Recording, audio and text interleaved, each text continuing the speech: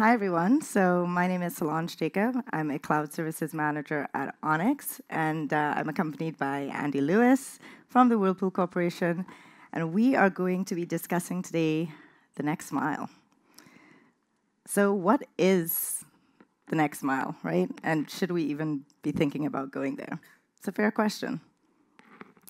The Next Mile initiative was really created in a response to an overwhelming request from our customers who were really striving to increase overall adoption of the GSuite productivity tools, right?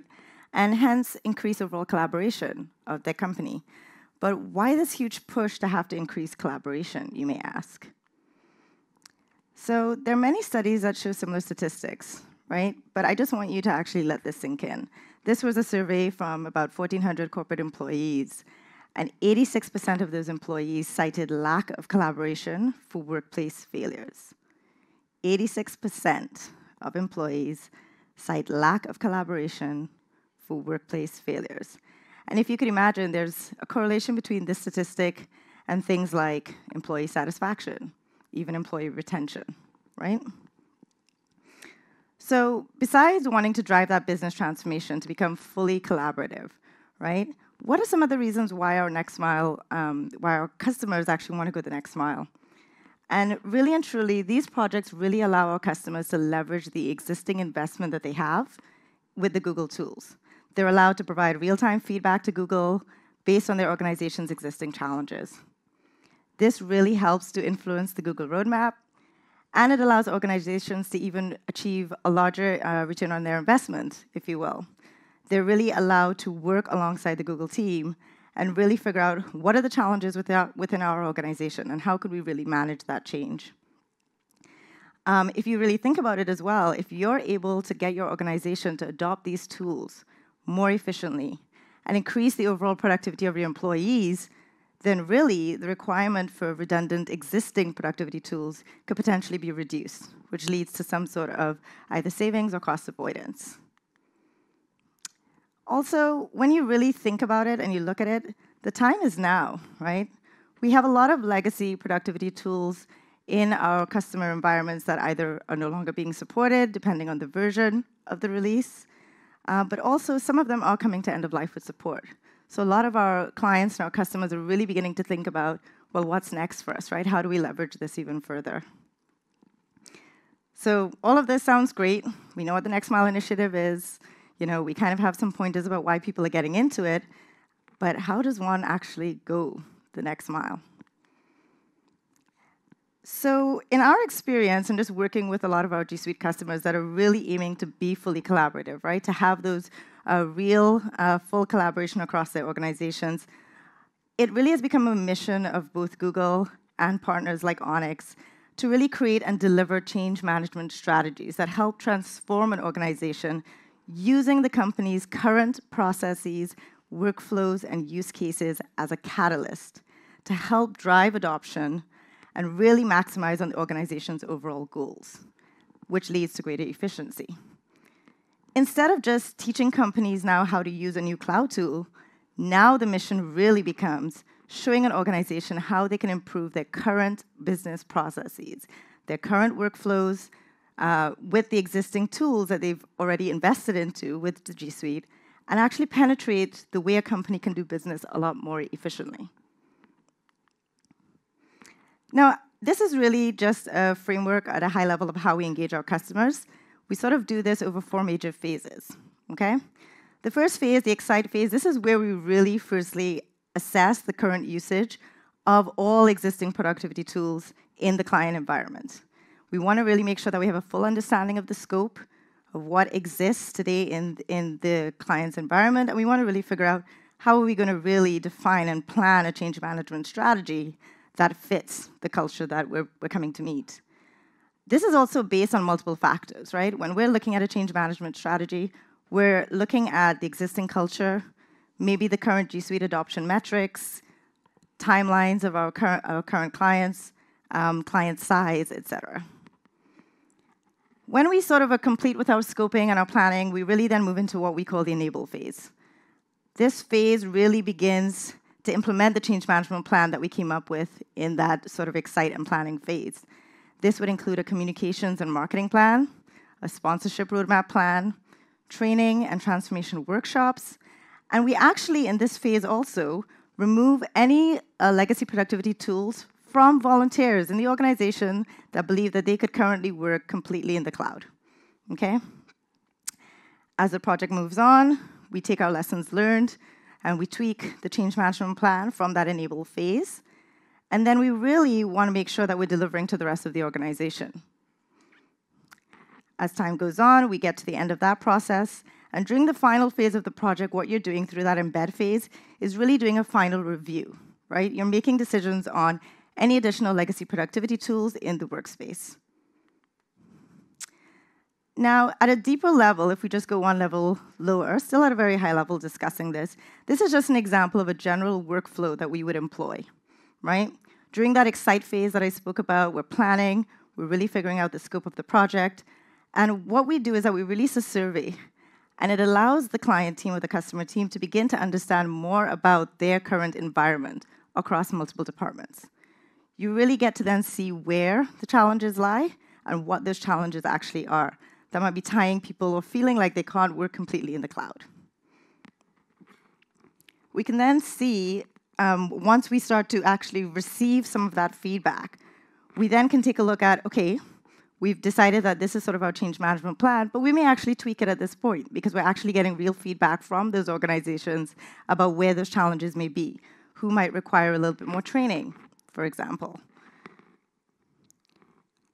And then as we move across, once we take a look at that survey, you will begin to see something that we call exception categories, right? People are going to say, I can't work in the cloud because, I have of compliance. Or maybe I have a really complex business process. This is how we always did it. We really just can't move. And what you're seeing here is a list of exception categories. By no means is this an exhaustive list. Depending on the industry that you're in, depending on the type of work that you guys do, your exception categories may look a little bit different to this. But essentially, we take a look at what comes out of that survey. We decide, can we address it? And if we can, what sort of means are we going to address it by? So are we going to do a bit of training or transformation workshops? Maybe it's a bit of a more complex process. So now we're taking a look at application development, really figuring out what that process will look like as we move forward. And then sometimes some of those items actually are raised to the Google team. And they then can add or expedite that on their Google roadmap. They can probably even tell us, you know what, actually we were already thinking about that, and this is when that's going to happen. So you're going to know at that point in time when those issues are going to be addressed. All exceptions that we actually categorize are maintained in what we call an exception request tracker. And then essentially what comes out of that is that you're going to find yourself with some main categories. You're going to be able to say, okay, in my organization, I know that these 5 things are just reasons why these users or these groups cannot move into the cloud. And it allows for the support team then to very quickly figure out who are we going to actually put into, maybe change management strategies, or who are we going to actually have to think about in that embed phase, right? We're going to have to stop and think about, are they going to continue to work the way that they're working now? Or are we actually going to just provide them or leave them with their legacy productivity tools? Now, this is just a general timeline for these types of projects. It's an example timeline. This definitely varies based on our client needs, based on the goals of the client organization, and it's not to be taken lightly, the challenge that you have ahead, right? An organization who's actually doing this type of initiative, it's not just that they're trying to improve collaboration and productivity. If you think about it, you're really embracing and changing the culture of an entire organization. And so because of that, this timeline does vary. And once again, you could sort of see the overlay of all of those items that I was speaking about before and sort of how we actually execute on that. Now, the success of these projects is definitely a team investment. I would definitely say that the customer plays a huge part, right? The customer, you guys have to understand your goals. You have to understand the current environment. You really have to understand your culture so that we can be realistic about the goals and the timelines that we're setting around these type of projects. Another large part of that team is the partner. In this case and in this success story, Onyx. The partner really provides those best practices, those expertise, the collateral that you would need to actually deliver these projects successfully. And then, of course, we have Google. who supports the entire team by really driving the continuous improvements to the tools. Once again, within the success story, our Google account manager was Mr. Ben Cobb, who is with us tonight. So if you could just wave and let everyone know who he is. But essentially, this is really a team effort, right? There's no doing this without each of those pieces. Now that we sort of have a clear understanding of what the Next Mile initiative actually is, why organizations actually want to invest in this type of initiative, and how we can actually achieve it, I would like to introduce Mr. Andy Lewis from the Whirlpool Corporation, and he's going to provide you guys with their company success story. So please put your hands together and welcome Andy to the stage. All right, well, thank you. First of all, I don't know, if I was sitting out there, I'd be stretching my legs out, relaxed. So nobody's judging. I'm not judging if you want to do it. I mean, get comfy. It's story time here, okay? So my name's Andy Lewis. I've been at Whirlpool for about 12 years now. I lead a team called Winning Workplace at Whirlpool. And what the Winning Workplace is really, it's our collaboration tools. But it's also our traditional end user services team. It's the support processes, the support teams, desk side support desk, but then also our end user experience. So really it's all about our employee experience and how we're delivering IT tools to the organization and empowering our users. So think of that as we go through, and you're going to hear a lot more about Winning Workplace in the next 20, 25 minutes or so, but that's the team. So really some quick context and some quick background. So first of all, Whirlpool, we're proud to be known as the world's largest manufacturer of major home appliances. We have a lot of iconic brands that you probably recognize: KitchenAid, Maytag, Whirlpool, of course. The thing to highlight, we have 92,000 employees, okay? And we feel really strongly that those employees are our biggest asset. So very, very proud of the people that work at Whirlpool, and the challenge for us is how do we help them work together and collaborate, okay? One of the other big challenges is we work all over the world. So you saw we have 65 manufacturing and design locations globally. We have folks in different brands and categories that work all across the globe. And so when we need to collaborate, and you'll hear when we made our choice to go Google, we felt that that was the only way that we could really enable those folks to work in real time, to actually see the people that you were collaborating with. So anyway, that was the really big challenge that we had in front of us. And the way that we took this on was we built this winning workplace concept. And so the winning workplace for us is really a conglomeration of our environment, our tools, and then our culture. And really, when you think about the environment, think about the physical environment, so the buildings that you're working in every day. The tools are the IT tools that we provide to the organization. But at the very baseline of all this is really the culture. And when I say culture, I don't mean heritage. So we're obviously very proud of our heritage at Whirlpool. 100 and some odd years old, and that's not what the culture is here. Our culture is our work behaviors, our work habits. So how long does it take us to make decisions? How many people do we have to bring into conversations in order to get something done? Are we siloing data? Are we hoarding data? Or are we sharing it and collaborating openly? So we felt that we could continue to do better at that, and so we really talked about this winning workplace concept to bring that forward. But again, remember, everything's about the culture change here. The tools and the environment, the buildings are beautiful, the tools are great. If it's not how we're using them, then we're not taking advantage of them. So the beginning of the journey actually started with a real estate organization. So in 2012, we had the first foray into winning workplace. We actually called it Project Everest. And what we did was, if you take a look on the left-hand side there, that was our old ad center. I think it was up in the north wing somewhere. So, but in the ad center, it was, you can see tall cubicles, a lot of office space, a lot of dark, but I mean, imagine just walking through the hallway and trying to collaborate with somebody, even knowing what cubicle it is at that point, right? So we had challenges with the physical environment. I would say the other thing that we had a challenge with is we had a lot of different locations, and the technology at the time didn't make it easy to know where people were, how to have meetings. So even just to do basic decision making, you had to find out where somebody sat, try and get them into a conference room, and it just took time. So the environment got in the way of our collaboration. This is actually an example of our Benton Harbor Technology Center in Benton Harbor, Michigan. So this is our refrigeration location. And as you can see, this actually used to be called Plant 7 years ago, but it's a renovated factory that we had. A big open office space, lots of glass, lots of natural light. We always say there's no seat now that's not a window seat because it's just nice and wide open, but there's a lot of collaboration spaces there.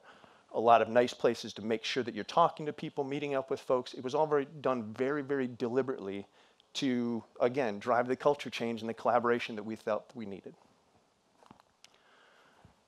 Fast forward a couple of years, and we made our decision to go Google. Now, we had kind of the same challenge in front of us that the technology got in the way of the collaboration. So, we had old, aging technology stack. We hadn't invested in it in a while. We had a decision to make on what tools we thought we could use to empower the organization, and we made a choice to go Google.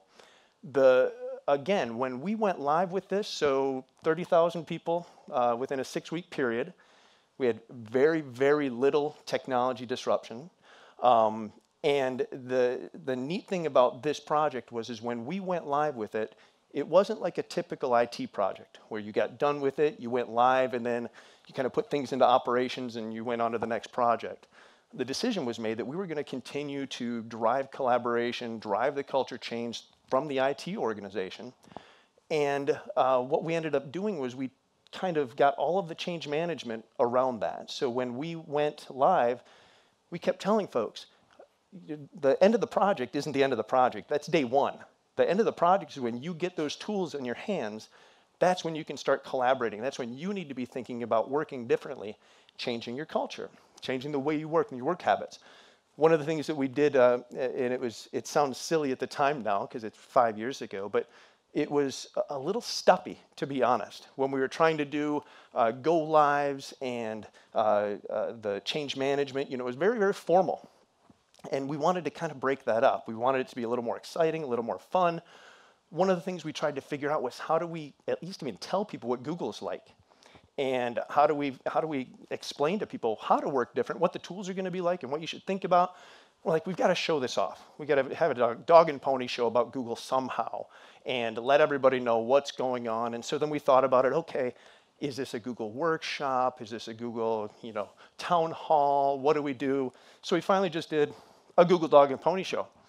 And but it was, it sounds silly at the time, but the neat thing about it was it got people laughing, it got people excited. We had a dog and pony show, very tongue-in-cheek. The finding of a picture with dogs and ponies was actually like the most exciting thing that we'd done in the project. But the whole point about it was we got people thinking about it and thinking about that day one experience and culture change, and it's up to you. Couple more years later, and we continue to drive the Immersion Days. And what these were was actually teaching people Google, working directly with them, getting them to think about their processes. And we had open, honest conversation. Okay, so we didn't try and sugarcoat anything. We said, folks, we're using GSuite. What do you like about it? And we took notes on all those things and we shared them with the organization so people could learn from each other. And then we said, what are you struggling with? And we took notes on all of those. And what are the gaps that you're finding in the tools? And are there challenges with the things that you need to do? And what are those challenges? So we cataloged those. A couple of years of work of collecting this and talking to the organization.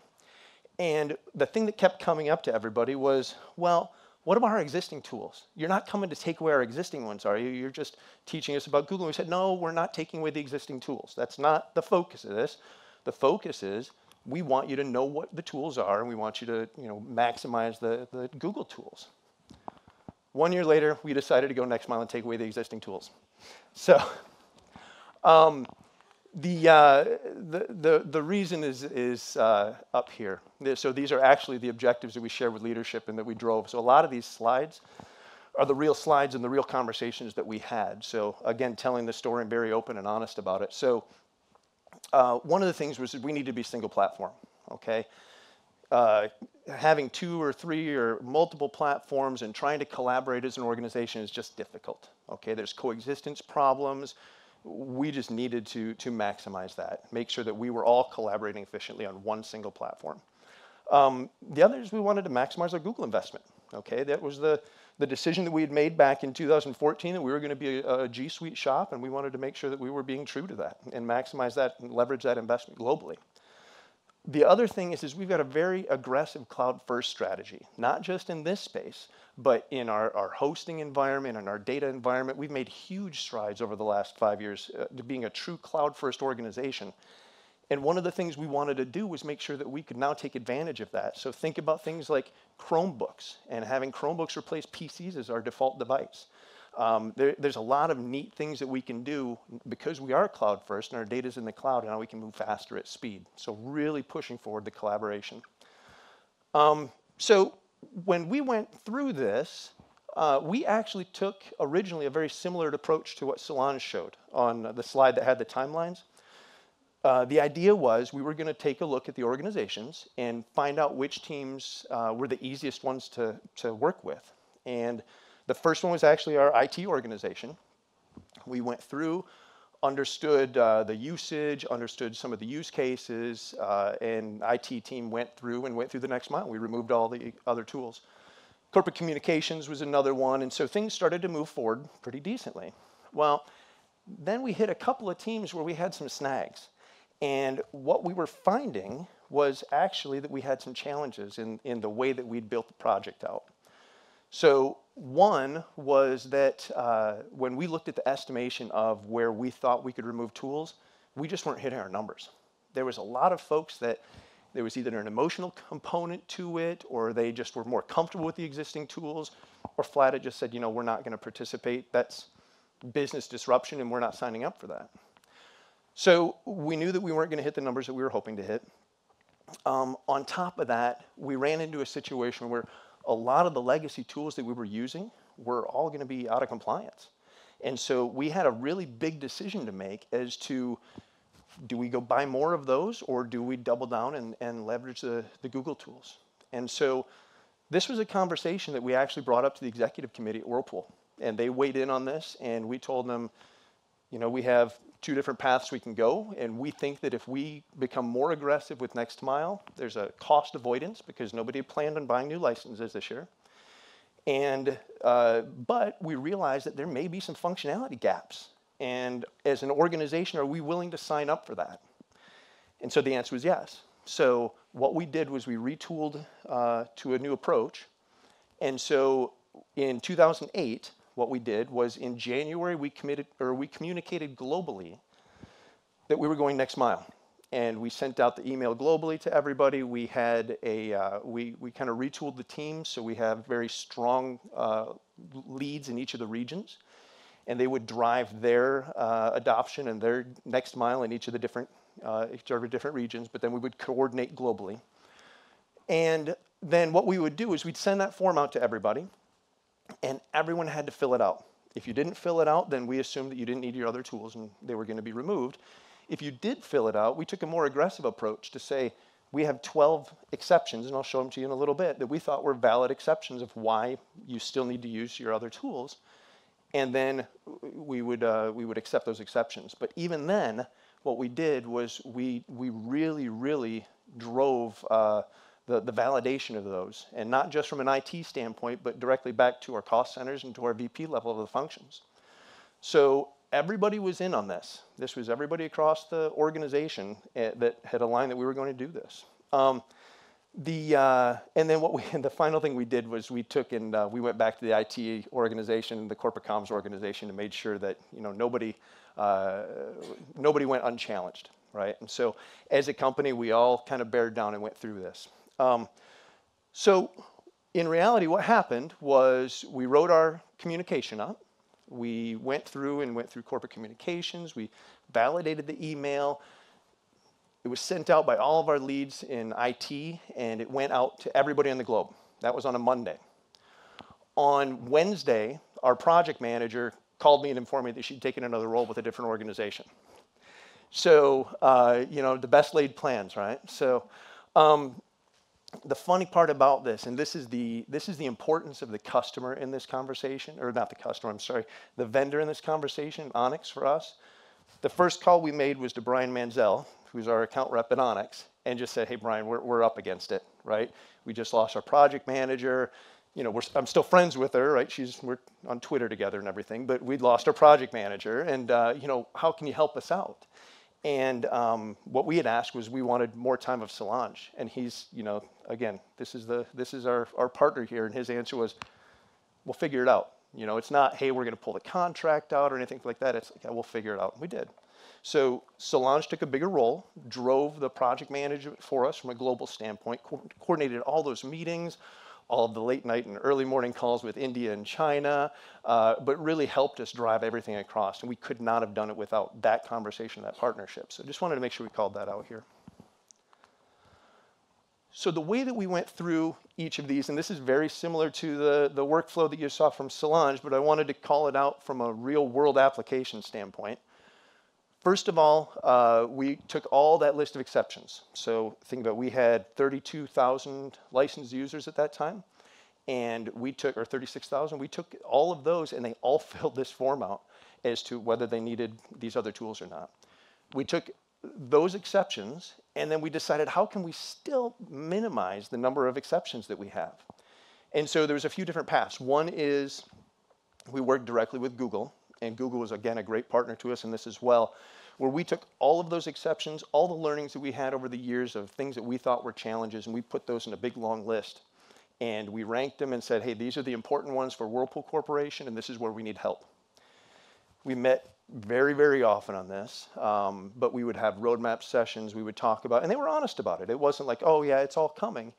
They would say, yes, we think this one's coming. No, this is not where we think the product's gonna go, and it's a gap that you're gonna have to figure out on your own. Now, frankly, there weren't a lot of those, but there was also a lot of them too that were, we'll call them their Whirlpool Corporation problems. So our own legacy environment that were out there, the way that we work as a manufacturing company, there was just things that we were gonna have to solve on our own. But that was the first bucket. The second is there was still a big knowledge gap. So we revamped all of our training, and again, this was very similar to how we went live in the first place, was we went and we did training in all of the different regions. We had different partners in each of the regions, and we made sure that if folks needed help, we went through and retrained. From a process gap standpoint, these are the ones where, yes, we're using the existing tools. I would love to get out of the existing tools. I would love to have a Chromebook, but you know what? When I do my month-end close, for instance, that whole process is run using something other than GSuite or other than SAP or other than XYZ, and I have to use these tools that it's in. So what we would do is we would work with them, and I say, yes, this one we can do. No, this one can't. And just because it's in this other tool doesn't mean it necessarily is going to get moved into Google Sheets, right? It may be something that's a more formal process that we really want to have in an SAP or something more formal, right? So that was that process re-engineering component of it. And then the final one was we've got a lot of custom development and macros and things like that in the environment. And we said those were a valid exception, and we told folks, hey, if you've got a macro, give it to us. We'll see what we can do and see if we can move that into Sheets or see if we can get rid of it or do what we can do. When we put out our survey, we ended up with 2,300 macros that people submitted. And so we had a lot of demand for work here. And so we actually spun up a team of a few different places, India, Mexico, and then Onyx helped us out with a lot of them, just to go and dig through these macros and try and convert as many as we could and help get rid of those exceptions. So these are our real numbers and our approved exceptions. So when we put our form out to everybody, these were the things that we said were still gaps for Whirlpool that we thought were valid enough that it still made sense to have an exception that we didn't have a solution for yet. You'll see on these aren't all Google gaps. Put on here, some of these are product gaps, some of these are gaps in the way that we work. So we're a big SAP shop, right?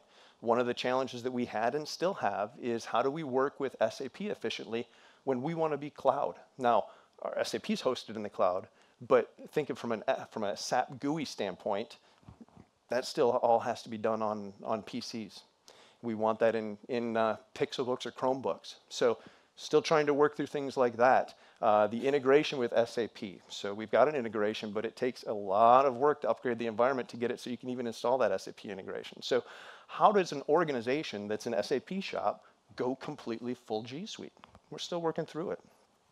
But we know that when we do get there, we'll still be able to reduce even more exceptions, and that's the goal. So a couple of other things to point out on these. You see the macros in there. There's a lot of sprinkling of SAP, so BW, Bex, or Analyzer. Some of them are very specific to our processes. So the redlining, it's actually blacklining, but it's comparing versions of a document to the other version of the document. That's very big on our legal team and procurement when they're working through contracts, making sure that those are completely exactly the same and that those track changes map over.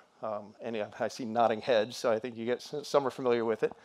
But some of these we're still working through. So pivot table features, there's been a lot of work on pivot tables over the last couple of years. They've gotten a lot better than where we were, and as those things come out, those specific charts that people need come out, we still reduce those, or reduce the exceptions.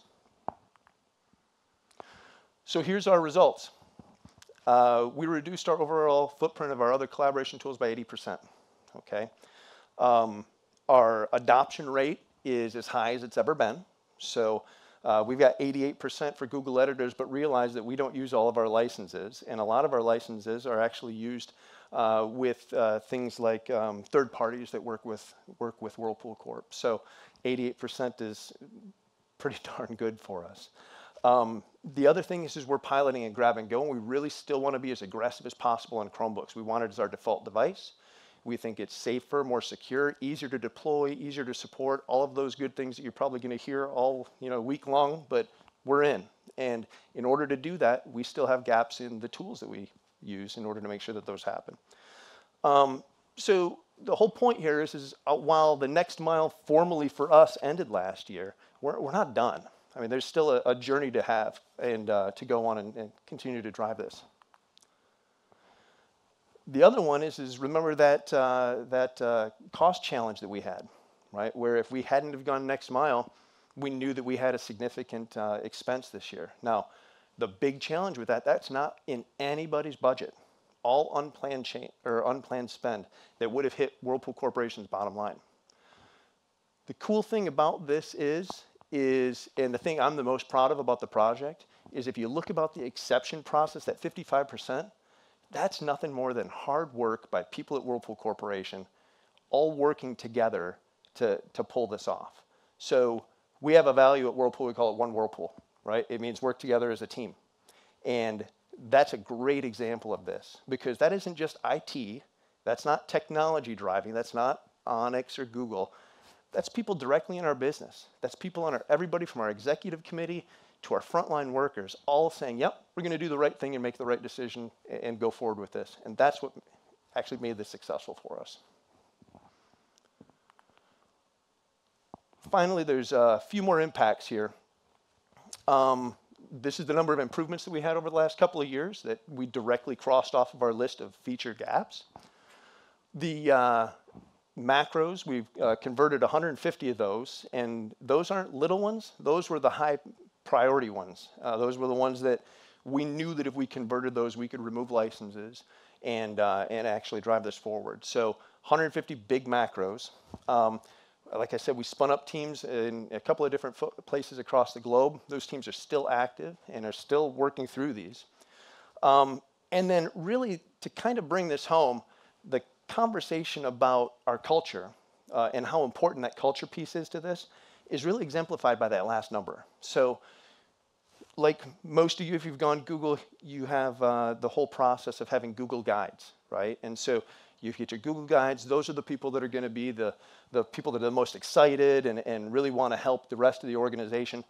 We really want to kind of crowdsource our employee experience that way as well, not just in Google, but in everything. So think about the way that we support our folks, right? The first thing we want people to do is be able to go and search for it themselves. And if they can't search for it, how do they get quick answers and quick process and get fixed quickly, right? These Google Guides, this is a great way to do this in the organization. And we actually had Google Guides during our project, our go live. We got done with our project and we said, thank you very much for helping and you're all done.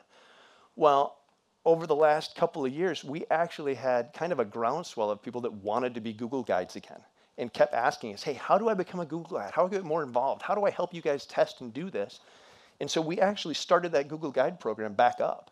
And it wasn't anything that we mandated. I mean, we were very formal about it in our go live. In this, we just said, hey, if you want to be a Google guide, here's how you do it. You can sign up. You can then be a part of our testing team, and you can help us test these things when things come out from Google, and then you can be an advocate for, not only Google, but we're starting to expand that into other things too. But we now have 1,000 Google guides at Whirlpool, and those are the folks that are really, really passionate about this. And so if you think about that whole mindset change about changing the way you work, changing the culture of the organization, all of that, it's a really good story because those are folks that just want to help that change. And we actually have an email thread. And if you have any questions, we just call it a tech support community. We started it when we went live.